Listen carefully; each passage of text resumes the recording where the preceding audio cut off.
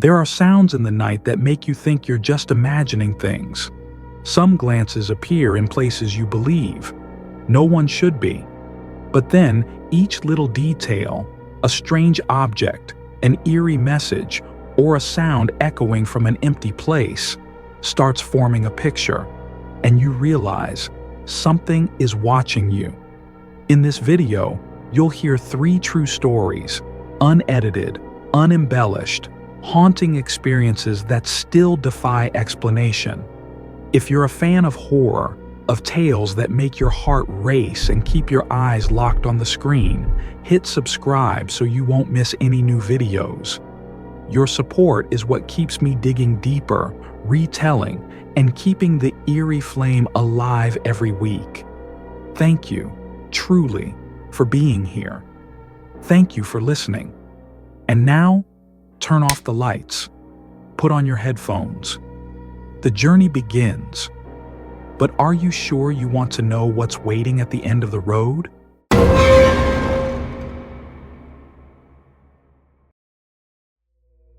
Mark never imagined that spring break would become something that haunted him for the rest of his life. That night, there were no signs of what was to come. The spring breeze was cool, and the smell of fresh-cut grass and barbecue charcoal blended into the familiar comfort of Indiana nights. The backyard was lit by strings of warm lights hanging over the wooden fence, and in the bubbling hot tub, 4 friends, Mark, Kyle, Jenny, and Chris, were sipping cold beers, cracking jokes, enjoying the late hours with indie music playing from a Bluetooth speaker near the porch. But at some point, the music seemed too loud. Not because the volume had increased, but because every other sound had disappeared. The wind stopped. The insects went silent. Only the soft hum of the water filter and the gentle bubbling beneath the rising steam remained. Mark looked up. He felt something off, like the air had grown thick, heavy, and cold. Then came the first sound, a soft, dragging rustle, like someone gliding across a carpet of dead leaves. Kyle laughed, trying to ease the tension. Probably just a raccoon or squirrel. But Mark didn't find it funny. A branch snapped, then a footstep, slow, clear, human. They all froze. Their eyes turned to the shadowed tree line at the edge of the yard. And then, from the cold mist, a man stepped out. Tall, thin, wearing a long black coat that reached his calves. Beneath it, he wore white sweatpants and was barefoot. A gaming headset sat over his ears like he'd just come from his bedroom, not from the dark forest in the middle of the night. His eyes were wide, unblinking, and empty. That gaze swept across the group, then settled on Mark. "Hello," he said. His voice was hoarse, choked, as if he hadn't spoken to anyone in days. "My name is Seth." No one responded. Chris instinctively stood up. Jenny edged closer to Kyle, and Mark, involuntarily, shifted toward the side of the tub. Seth smiled, a twisted grin that didn't touch his wide, pale eyes. Then he began to remove his coat, slowly, button by button. No one stopped him. No one dared. When he stepped into the tub, the water surged over the sides, and Mark could feel it. Clearly, the temperature dropped, as if whatever just entered had brought a cold that went straight to the bone. "Easy," Seth whispered. "I just want to relax with new friends." That's when Mark knew. Something was very, very wrong. No one spoke for the next 10 minutes. 10 minutes that felt like an entire night. Steam clouded the stranger's face, but Mark could still see that gaze, vacant and waiting. Seth didn't move much. He just sat there, hands on the edge of the tub, occasionally tilting his head like he was listening to something no one else could hear. No one dared ask why he was there or how he'd found this place. They just sat still, shrinking in the hot water like prey, frozen under the stare of a predator that needed no weapon. Then suddenly, Seth spoke. "Do you guys believe in redemption?" No one answered. He continued, voice steady like reciting a speech from memory. "I once made a mistake. A big one. Back then, I was young. There was a child, a little girl. I did terrible things to her." A soft gasp escaped Jenny's throat. A strangled sound caught halfway out. Kyle flinched, turning to Mark. Chris muttered under his breath, "What the hell?" "But I was never caught," Seth said, unblinking. "They never found proof. The girl never dared tell anyone." The air shattered. Mark stood up, splashing water everywhere. "Get out," he yelled. "Right now." Seth didn't resist. He stood, naked, stepped out of the hot tub slowly, as if nothing was wrong. He picked up his coat without drying himself, then turned back to look at them one last time. "No one forgives me," he whispered. "So, I'll come back."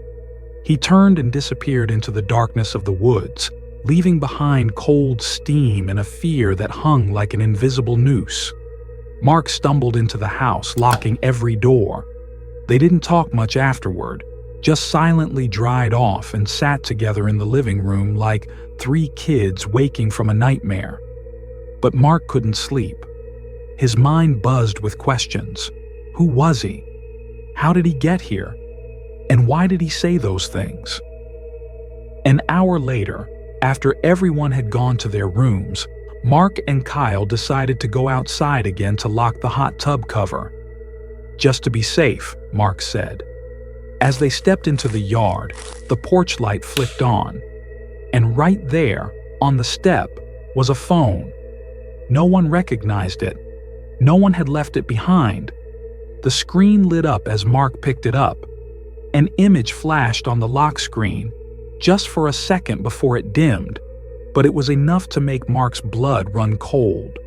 A photo of their house, taken from the woods, from Seth's position. Mark didn't speak for several seconds. He just stood there, still clutching the strange phone, his face pale as if he had touched something defiled. Kyle glanced at the lock screen as it lit up again. This time, it was a video, but Mark quickly shut it off. "We need to call the police," Mark said, his voice hoarse. "Right now." They rushed inside. Lights came on everywhere, and all the windows were covered. Jenny and Chris, half asleep, startled at the sight of them rushing in, panicked. Mark dialed 911 while staring out the glass door. "He took pictures of the house from the woods," Mark said quietly, "before he came in. Maybe even before we knew he was close." The police said they would arrive within 10 minutes, but in that moment, 10 minutes felt like a lifetime. Then came the knock, not loud, not urgent, but steady, cold, like an old song you never wanted to hear again. Mark turned. The back door. A figure stood outside, steam fogging the glass, but that silhouette was unmistakable. Seth. Tall, thin, back in his damp black coat. The backyard lights cast a glow across his face, pale as chalk, eyes wide open, and a smile stretched so far it twisted his features. Jenny screamed. Kyle grabbed the baseball bat from the corner, and Mark's hands trembled as he picked up the metal rod he had taken from the shed the week before. Seth didn't pound. He just stood there, then raised a hand and gently tapped his fingernail against the glass. Tap, tap, tap. Each knock made Mark's insides twist tighter. "Do not open that door," Mark shouted. "Don't go near it." Seth tilted his head, as if listening to something inside. Then he vanished. He didn't walk away. He didn't run. He just slipped out of view like a shadow.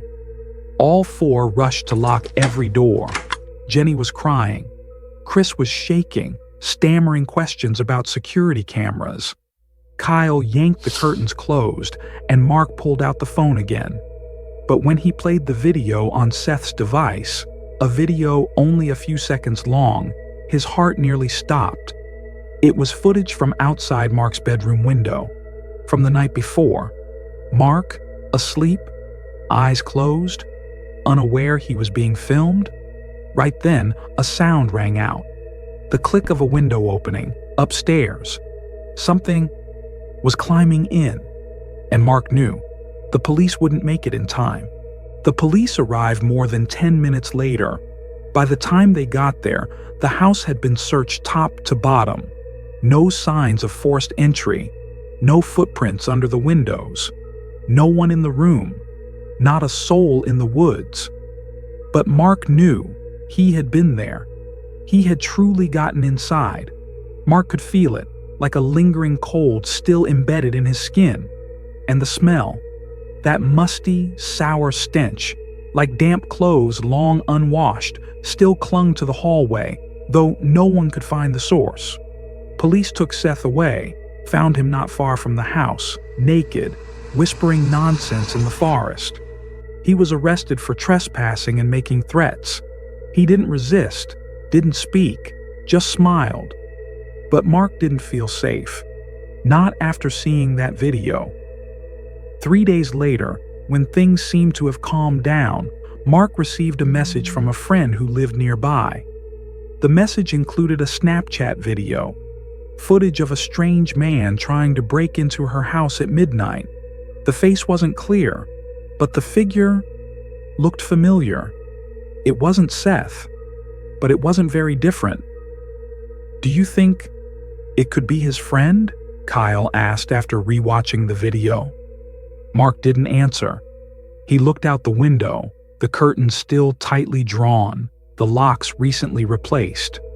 But what chilled him wasn't the memory of Seth. It was the thought. What if Seth wasn't the only one? What if he was just the first of something bigger? Mark no longer slept in his old room, no longer sat near windows. And every time his phone buzzed late at night, he still flinched, remembering those pale, wide eyes and the final words that echoed in his head. "I'll come back." And maybe he already had. Or someone else did. Or something worse.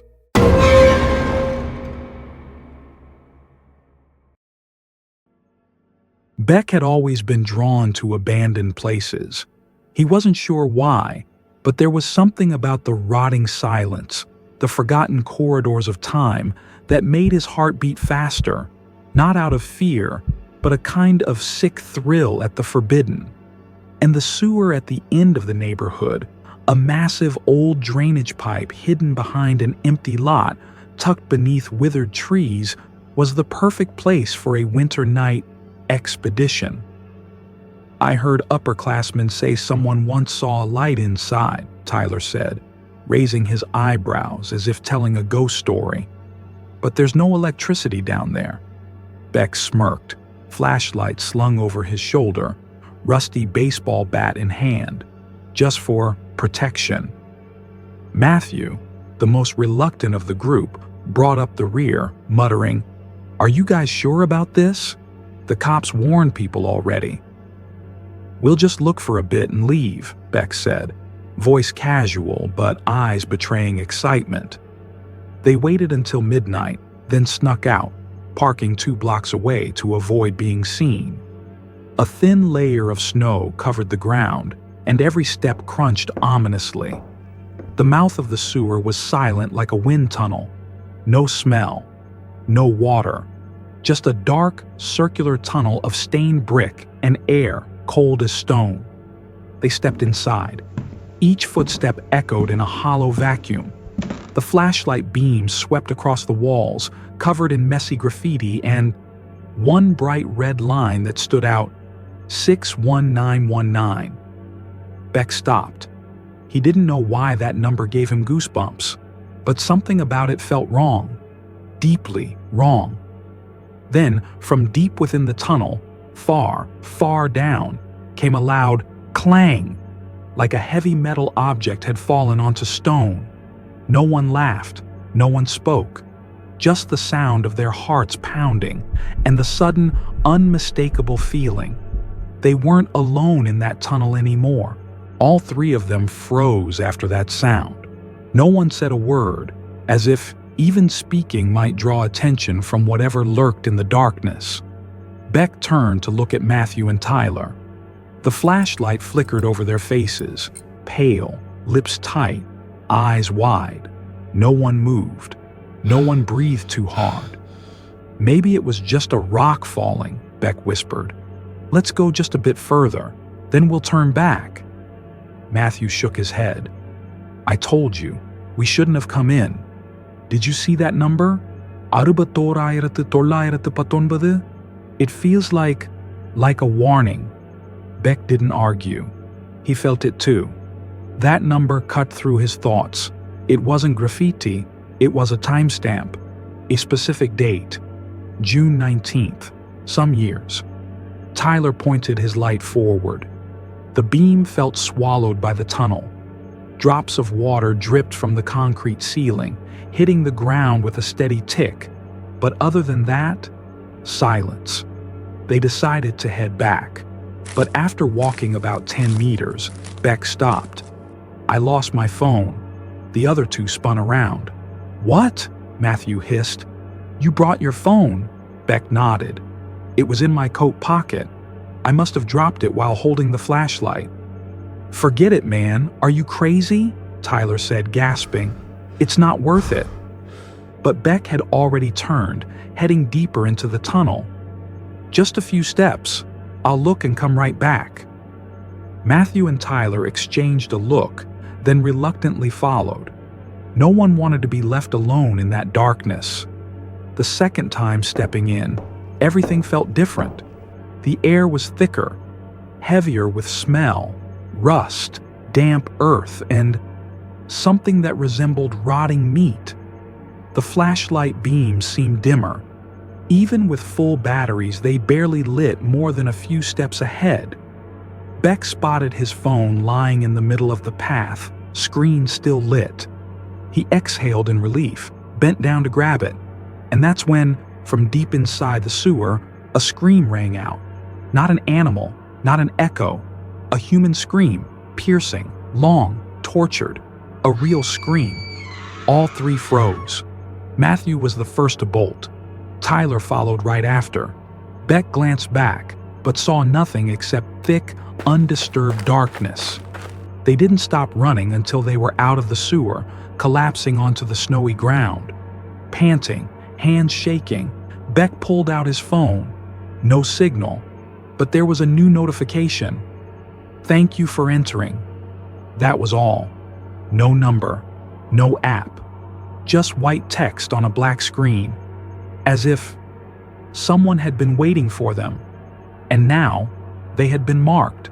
Tyler was the first to speak after the three of them had slipped and fallen onto the freezing grass outside the sewer mouth. "What just happened?" he asked, voice trembling. "That scream. Someone is down there." Beck was still staring at his phone. The black screen was blank. The "thank you for entering" message had vanished. He pressed the power button, then swiped again.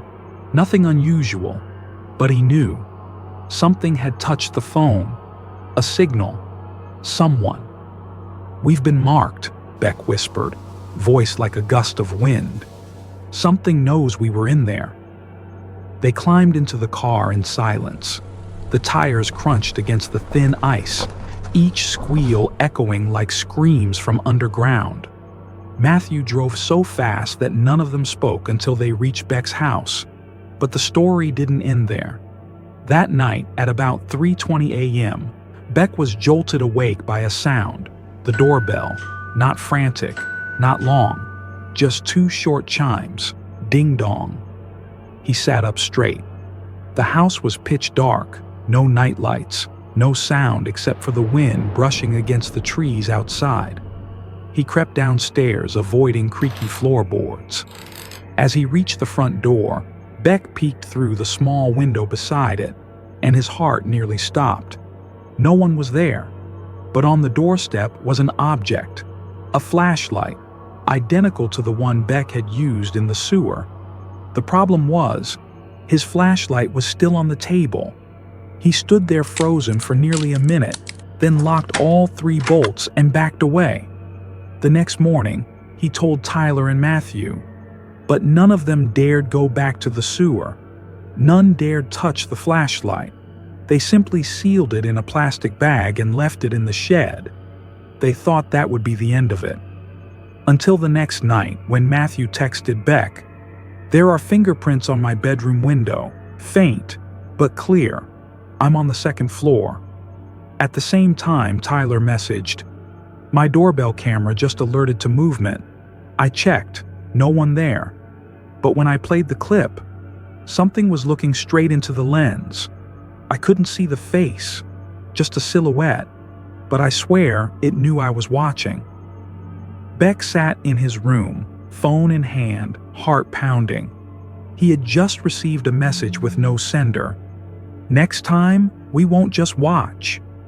And when he looked up, the shadow behind his curtain shifted, just slightly, as if someone had just stepped back. After that night, the 3 stopped seeing each other like they used to. Tyler moved to stay with an uncle in another town.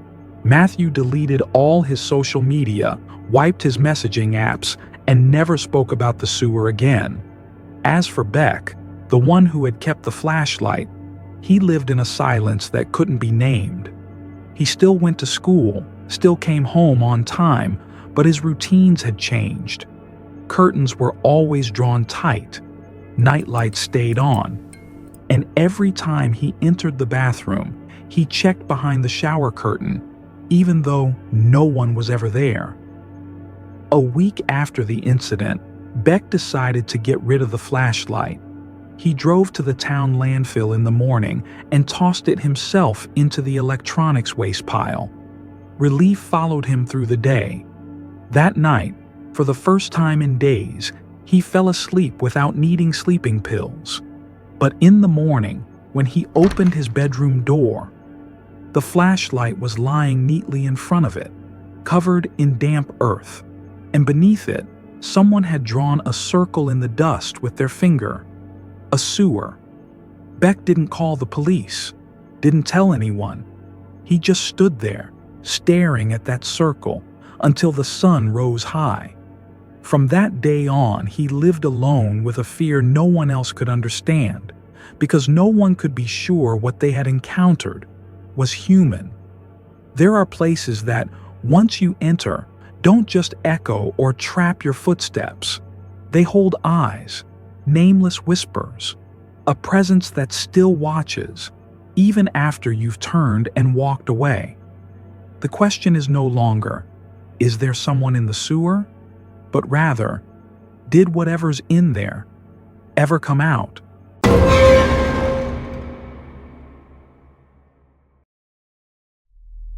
Connor didn't seek solitude because he loved nature. He sought it because he was sick of people. After 3 months living in a construction site container in the northern countryside, where the paved road ended and everything beyond was red dirt and forest shadows, Connor decided to spend the weekend alone. No co-workers, no machines, no signal. He packed light, a tent, flashlight, knife, clean water, and some dry food. An old topographic map showed a dense forest rarely visited, with no official trails. Exactly the kind of place Connor needed, a place the world had forgotten. That afternoon, he left his car at the end of the road and followed a faded path, likely made by animals. The ground was damp, the trees tangled, and the air was thick with the scent of moss and dead leaves. Connor hiked until the distant hum of traffic disappeared.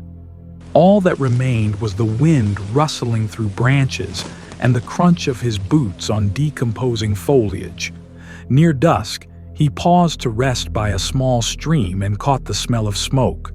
Not cigarettes or trash fires, but burning wood. The kind from a campfire, only stronger, denser. There was something wrong with that smell, as if it wasn't just wood that had burned. Connor veered off the path. Instinct, or some twisted curiosity, pulled him through a thicket and over a cluster of rocks. And then he saw it. A clearing in the forest where the ground had been dug up. In the center, surrounded by the scent of smoke and scorched earth, were dozens of rusted, warped shopping carts tied to trees with ropes, forming a maze like some forgotten amusement park designed by a madman. And in the very center, atop a still smoldering pile of ashes, sat a scorched plastic doll, mounted on an old wooden duck, both suspended by strings, gently spinning in the breeze. Connor didn't know what he was looking at, but his instincts whispered, "You shouldn't be here." Connor stood frozen in the woods, his eyes locked on the bizarre scene before him. The wooden duck dangling, with the melted plastic doll perched on its back, its shriveled skin split open across its left cheek. A breeze made them turn slowly, like toys in a fever dream. No footprints around, no tents or signs of campers. But the earth had been disturbed, as if someone had clawed, dug, and built this maze, then vanished. Connor pulled out his phone and took a few photos, his rational mind demanding evidence. Some part of him still clung to the explanation. Maybe it was an art piece, some twisted installation by an eccentric loner. But his heart didn't buy it. No signal. Of course. Out here, there was nothing but forest, rusted metal, and wind.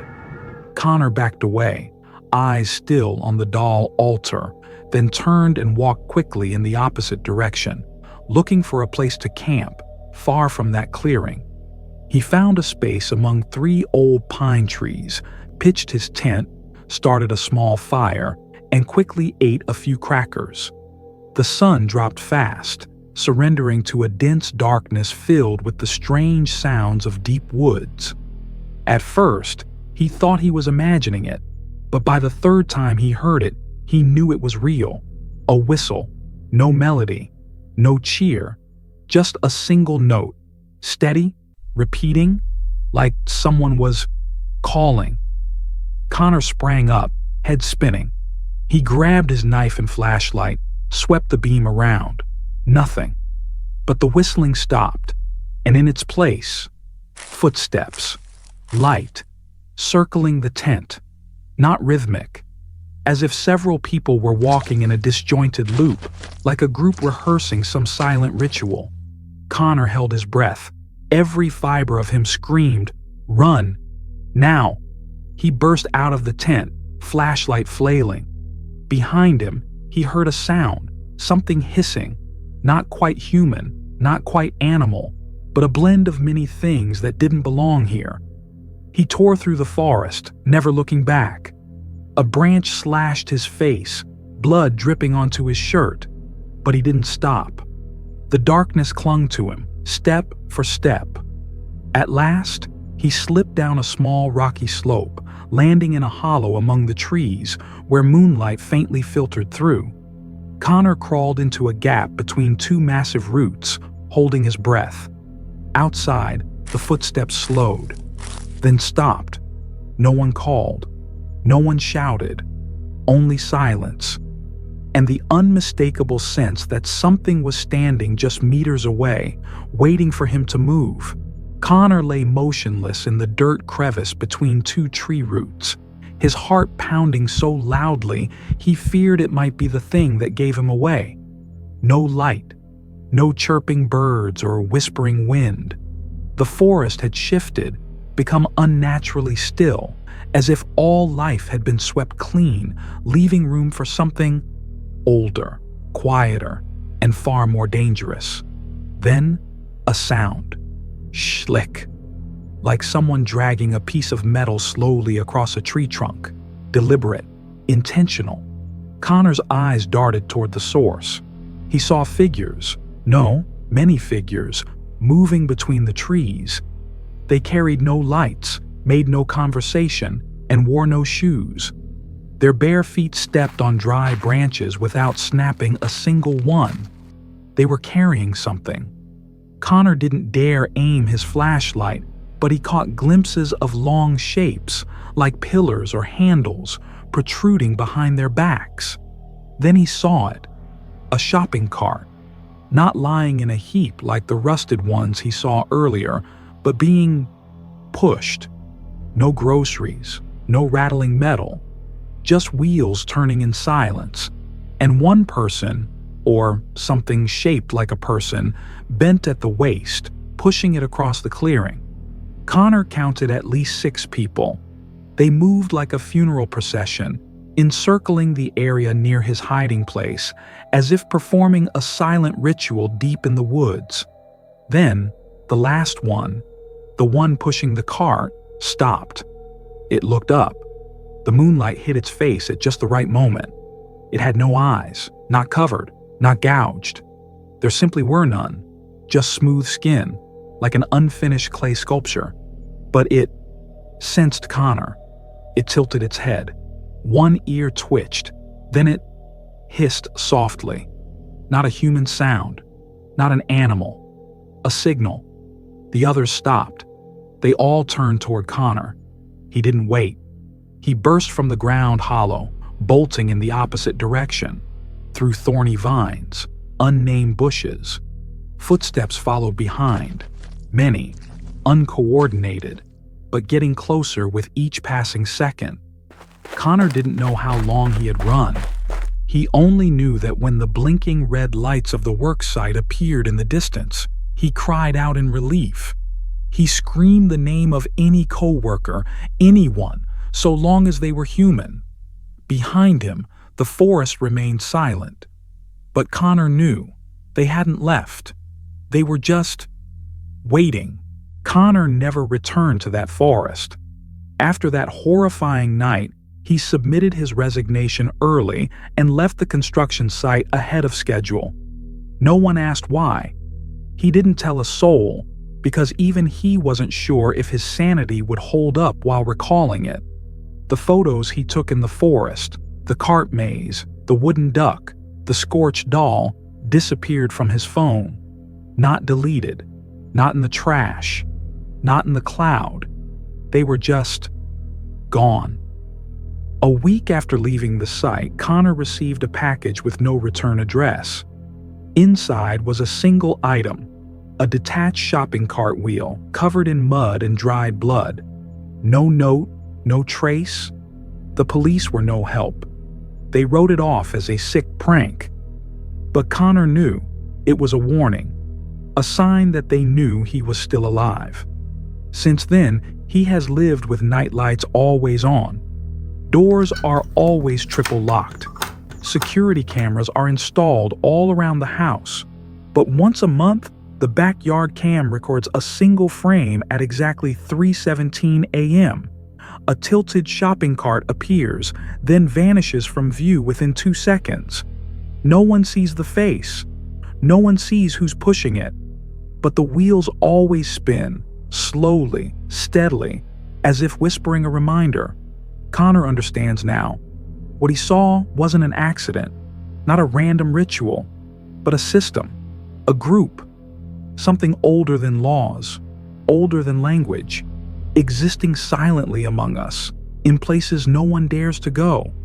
And when someone stumbles into their circle just once, they never forget that face. 3 stories, 3 memories no one wants to keep. But once you've heard them, you'll never see the world the same way again. If you're still thinking it was probably just a coincidence, leave a comment, because someone else might have gone through the same thing, or worse, might be going through it right now. If you found this video scary, gripping, or if it made you glance around your room before turning off the lights, don't forget to hit like so I know you want to hear more. And if you haven't done it yet, make sure to subscribe. Every subscription is a candle lit in the darkness. It's the motivation that keeps me telling the stories no one else dares to speak. Thank you for listening to the end. And remember, some things only back off once they know you're watching them. See you in the next video.